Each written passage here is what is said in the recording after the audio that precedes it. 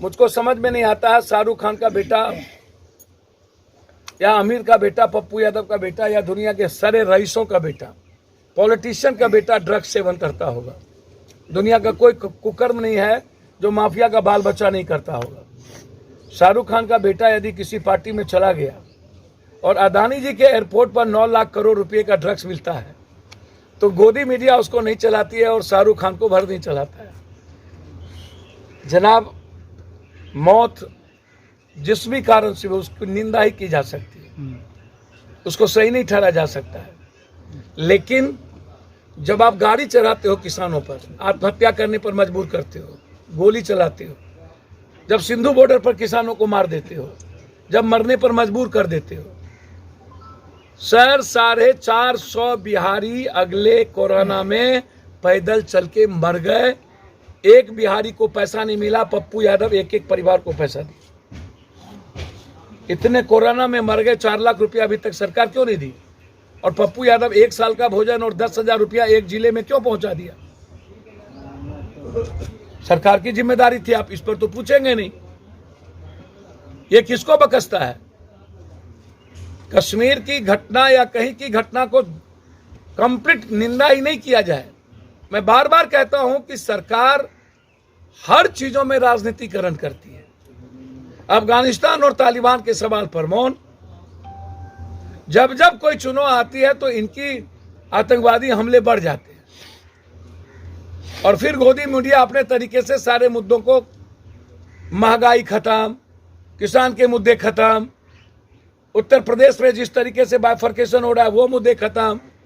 आप मुद्दे लाने का प्रयास हमेशा करते हैं।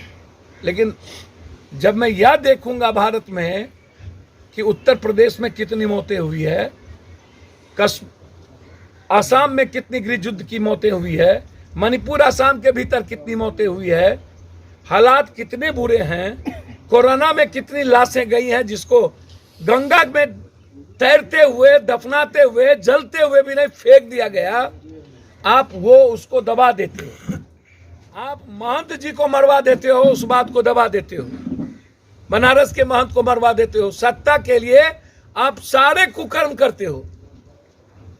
लेकिन कश्मीर के मुद्दे पर पाकिस्तान के तरफ से कोई घटना घटित होती है तो उसका जवाब ना देकर के उसका राजनीतिकरण करते हो। कौन आपको 7 साल से 8 साल के बीच में सरकार की हो गई, जितनी आतंकवादी हमले मोदी जी के समय में हुआ उसके पहले नहीं हुआ। आप उसकी संख्या उठा के देख लो। तो इसका मतलब है कि मोदी जी इस देश के लिए सही नहीं है। इन्हें एन केन प्रकार सत्ता चाहिए, कुर्सी चाहिए। वही हाल बिहार के बी टीम बीजेपी की है। गुजू गुजू कौन कोना है कोना वह कोना, चित भी मेरी पट भी मेरी, बड़ों के बाप कनियों के बाप। ये जो विपक्ष वाले सबके बाप बन करके सत्ता हथियाने की बात करते हैं तो मैं उसमें नहीं हूं। एक जगह चुनाव लड़ रहा हूं, लड़ूंगा।